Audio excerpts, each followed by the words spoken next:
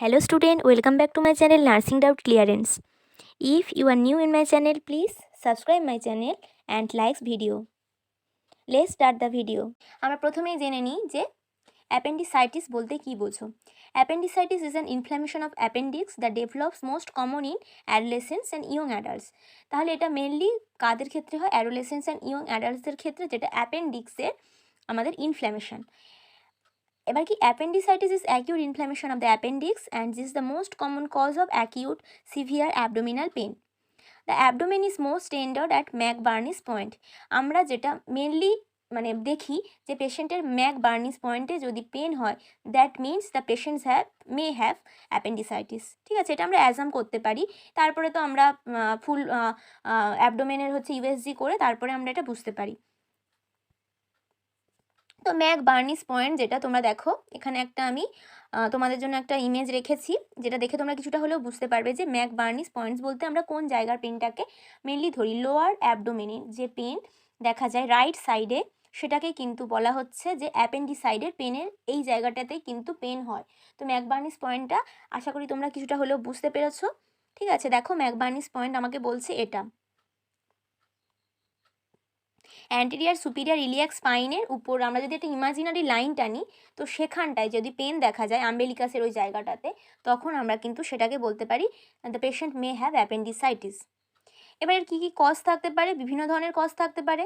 যদি কোনো অবস্ট্রাকশন থাকে অ্যাপেন্ডিক্সের, প্রচণ্ড রিচ যেসব পেশেন্ট খায়, অয়েলি ফুড ইনটেক প্রচুর পরিমাণে করে, তারপরে তোমার ফুড হ্যাবিট খুব রিচ খাবার দাবার, তো এইগুলো ক্ষেত্রে কিন্তু অ্যাপেন্ডিক্সের অবস্ট্রাকশন দেখা যায়। Once this obstruction occurs, the appendix becomes filled with mucus and swells. This continued production of mucus leads to increased pressure with the lumen and the walls of the appendix. The increased pressure results in thrombosis and occlusion of the small vessels and stasis of lymphatic flow. Mainly তোমরা এটা মনে রেখো যে cause কী হবে, যদি কোনো obstruction হয় কোনোভাবে আমাদের অ্যাপেন্ডিক্সটায়, তো তখন সেটাতে অ্যাপেন্ডিসাইটিস হতে পারে, ইনফ্লামেশন হতে পারে। ক্লিনিক্যাল ম্যানিফেস্টেশন ম্যাকবার্নিস পয়েন্টসে একটা পেন হবে, আমরা এটা বুঝতে পারি। অ্যাবডোমিনাল পেন হচ্ছে তোমার 90%-এর বেশি হবে, অ্যানোরেক্সিয়া হবে, খাওয়ার ইচ্ছে চলে যাবে, কনস্টিপেশন দেখা যাবে, আর ডায়রিয়া থাকবে পেশেন্টের। এবার দেখো ফিভার থাকতে পারে, migration of pain to right lower quadrant and nausea vomiting. তো এগুলো তোমাদের অত বেশি জানার কোনো দরকার নেই। তোমাদের যেটা জানতে হবে যে নার্সিং ম্যানেজমেন্ট আর নার্সিংয়ের তোমার কী কী কেয়ার প্ল্যান এখানে তুমি পেশেন্টের করতে পারো। নার্সিং ডায়াগনোসিস এখানে দেখো অ্যাকিউট পেন পেশেন্টের থাকবে, প্রথমেই বলেছি। তো অ্যাকিউট পেন দেখো may be related to distension of intestinal tissue by inflammation, presence of surgical incision. তারপর আছে আমার risk for fluid volume deficit. Risk factors may include pre operative vomiting, post operative restriction, NPO, hypermetabolic state, inflammation of peritoneum with sequestrations of fluid, and risk for infection. Risk factors may include inadequate primary defenses, perforation, rupture of the appendix, peritonitis, abscess formation, invasion procedures and surgical incision. Deficient knowledge বা knowledge deficit হতে পারে, may be related to lack of exposure আর recall information, misinterpretation, familiarity with information resource.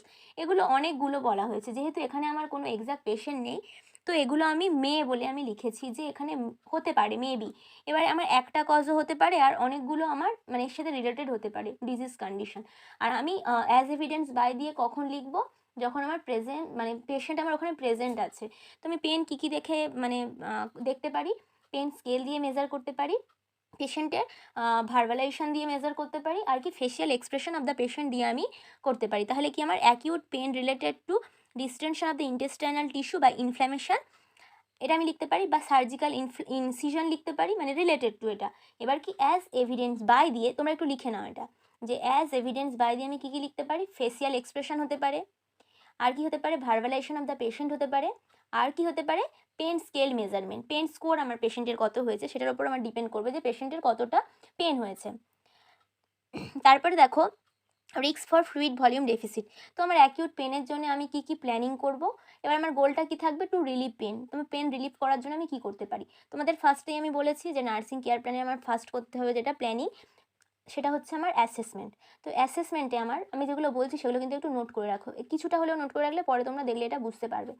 তো দেখো যখন planning করবে, প্ল্যানিংয়ে আমার ফার্স্টে দেখতে হবে অ্যাসেসমেন্ট। তাহলে পেশেন্টকে আমি ফার্স্টে অ্যাসেস করব যে পেন কতটা হয়েছে। তাহলে পেন স্কেল দেখে আমি লিখলাম যে পেন স্কোর আমার এত হয়েছে পেশেন্টের, তাহলে আমার পেশেন্টের পেন আছে। ঠিক আছে, তারপরে নেক্সট তুমি কি করবে, ইন্টেন্সিটি অফ পেন দেখবে, মানে এগুলো সব আর কি পেন স্কেল মেজারমেন্টের মধ্যেই তোমার এগুলো সব পড়ছে। তারপরে নেক্সট তুমি চলে যাবে যে পেশেন্টের আমি আর কি দেখব, একটা কমফোর্টেবল টাইডি একটা মানে একটা এনভায়রনমেন্ট দেবো, একটা ওপেন বেড করে দেবো। তারপরে যদি দেখি যে পেশেন্টের পেন কিছুতেই কমছে না, পেশেন্টকে রেস্ট নেওয়ার জন্য বলবো। তারপর আমি পেশেন্টকে অ্যানালজেসিক প্রোভাইড করবো, অবশ্যই সেটা ডক্টরের অ্যাডভাইস অনুযায়ী। তো সেই মতো আমার ইন্টারভেনশন আমি কী কী করতে পারলাম সেটা দেখে দেখে আমি তাহলে পেশেন্টের হচ্ছে আমি লিখবো যে অ্যাসেসমেন্ট ইজ ডান, তারপরে কি pain scale measurement is done. তারপরে নেক্সট আমি লিখবো কি যে পেশেন্টের আমি মানে একটা টাইডি কমফোর্টেবল ওপেন বেড করে দিলাম, তার ইজ ডান। তারপরে আমি লিখবো কি যে পেশেন্টের হচ্ছে আমি যে অ্যানালজেসিক প্রোভাইড করেছি, তার আগে একটা কমফোর্টেবল একটা এনভায়রনমেন্ট প্রোভাইড করেছি, কাম অ্যান্ড কুল। যদি পেশেন্ট মানে যখন ইল পেশেন্ট হয় তখন কিন্তু তার ডিসকমফোর্ট হবে, এটা নর্মালি। তো আমি একটা কমফোর্টেবল বেড প্রোভাইড করবো, একটা এনভায়রনমেন্ট প্রোভাইড করবো পেশেন্টকে। তারপরে আমি কি লিখবো যে পেন ইজ স্লাইটলি রিডিউস, যদি পেশেন্টের পেন কমে যায় তো আমি সেটা লিখবো। অ্যানালিসিস দেওয়ার পর দেখি যদি পেশেন্টের পেন অনেকটা হলেও কমে গেছে তখন আমি ওটা লিখবো। আর যদি দেখি যে পেন কমেনি তাহলে আমি লিখতে পারি যে পেন ইজ নট রিডিউসড, ঠিক আছে, বা রিডিউস টু সাম এক্সটেন্ট, অনেক সময় হালকা কমে, তো তখন আমি যেটা আমি পাবো সেটাই আমি ওখানে আমি লিখবো ইভ্যালুয়েশনে। ঠিক আছে, বা এক্সপেক্টেড আউটকাম, যখন আমার পেশেন্ট থাকছে না দ্যাট ইজ এক্সপেক্টেড আউটকাম হবে, এটা তোমরা মনে রেখো। নেক্সট দেখো risk for fluid volume deficit. তো রিস্ক ফ্যাক্টরসের মধ্যে আমার যেটা থাকছে রিস্ক ফর, যেটা হচ্ছে প্রি অপারেটিভ আর পোস্ট অপারেটিভ ভমিটিং। যেহেতু নজিয়ার একটা টেন্ডেন্সি আছে, আমি তোমাদেরকে সিমটমসটা এই কারণেই পড়ালাম কারণ আমি তোমাদেরকে আগেও বলেছি যে সিমটমসের ওপর ডিপেন্ড করে আমার নার্সিং ডায়াগনোসিসটা কী হবে। তো আমার ওখানেই ছিল পেশেন্টের নজিয়া ভমিটিং থাকতে পারে, তাহলে নজিয়া ভমিটিং এখানে দেখো বলেছে related to pre operative vomiting and post operative restriction. ঠিক আছে, তো তারপরে দেখো তাহলে রিলেটেড টু হলো আমার কি pre operative vomiting and post operative restriction, এটা হচ্ছে আমার রিলেটেড টু, এটা হলো।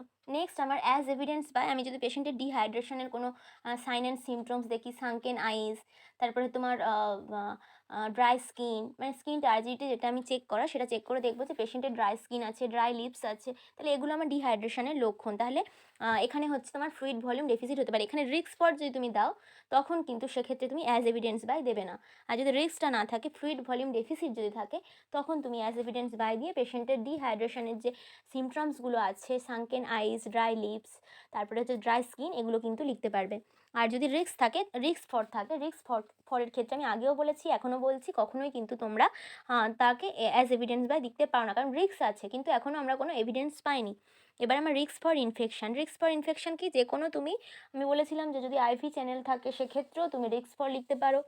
এখানে যেহেতু একটা মেজর বা মানে একটা তোমার অপারেশন হওয়ার আছে, চান্স আছে, তো সেখানে তোমাকে অবশ্যই লিখতে হবে পেশেন্টের যে রিস্ক ফর ইনফেকশন, বা একটা অলরেডি ইনফেকশন একটা পেশেন্টের হয়ে আছে, তো সেক্ষেত্রে তুমি রিস্ক ফর অবশ্যই লিখবে, রিস্ক ফর ইনফেকশন। তাহলে কি ইনফেকশন দেখো, ইনঅ্যাডিকুয়েট প্রাইমারি ডিফেন্সেস, পারফোরেশন, অ্যাপেন্ডিক্সের পারফোরেশন হতে পারে, বা অ্যাপেন্ডিক্সটা গ্রো করে পেরিটোনাইটিস হতে পারে, অ্যাপেন্ডিক্স, ঠিক আছে। তাহলে কি আর বলছে কি অ্যাবসেস ফর্মেশন হতে পারে, ইনভেশন প্রসিডিওর আর সার্জিক্যাল ইনসিশনের জন্যও কিন্তু এখানে ইনফেকশনের চান্স আছে। তো এখানে আমার অ্যাজ এভিডেন্স বাই কোনো হচ্ছে না। এবার আমার ডেফিসিয়েন্ট নলেজ বা নলেজ ডেফিসিট, নলেজ ডেফিসিট আমি কার সাথে রিলেটেড হবে, দেখো may be related to lack of exposure or recall, information misinterpretation, পেশেন্টের মানে কোনো ইনফরমেশান নেই বা খুব মিস ইন্টারপ্রিট একটা ইনফরমেশান সে পেয়েছে, আনফ্যামিলিয়ারিটি উইথ ইনফরমেশান রিসোর্সেস, বা সে সেগুলো জানেই না, এসব সম্পর্কে তো একজন মেডিকেল পার্সন ছাড়া কেউ তার প্রগনোসিস এগুলো জানতে পারবে না। এবারে দেখো এখানে অ্যাজ এভিডেন্স বাই আমি কী দিতে পারি, as evidenced by frequent questioning হতে পারে পেশেন্টের, বা অ্যাংজাইটি পেশেন্টের হতে পারে। তুমি এখানে আরও অনেকগুলো নার্সিং ডায়াগনোসিস করতে পারো, যেহেতু পেশেন্ট একটা ডিজিজ কন্ডিশনের মধ্যে দিয়ে যাচ্ছে, তো পেশেন্টের অবশ্যই অ্যাংজাইটি থাকবে। ঠিক আছে, তাহলে অ্যাংজাইটি এখানে দিতে পারো, বা এখানে ডেফিসিট নলেজের মধ্যেও তুমি দিতে পারো ফ্রিকুয়েন্ট কোশ্চেনিং, অ্যাংজাইটি, এই জিনিসগুলো তুমি এখানে দিতে পারো। ঠিক আছে, তাহলে আজকে আমার টপিক ছিল যে নার্সিং ডায়াগনোসিস তোমরা কী করে লিখবে এবং তার কেয়ার প্ল্যান কী করে বানাবে। তো আশা করি একটু হলেও কিছু বোঝাতে পেরেছি। আর এই জিনিসগুলো কিন্তু তোমরা পুরোটা নোট করে নিও যা যা আমি বললাম। তো আমি মনে হয় খুব একটা অসুবিধা হবে না, অ্যাপেন্ডিসাইটিসের যদি কেয়ার প্ল্যান লিখতে বলে তোমরা খুব ভালো করে সেটা লিখতে পারবে। আজ তাহলে এই পর্যন্ত, পরবর্তী ভিডিও নিয়ে খুব তাড়াতাড়ি তোমাদের সঙ্গে আসছি। ততক্ষণ সবাই ভালো থেকো, সুস্থ থেকো।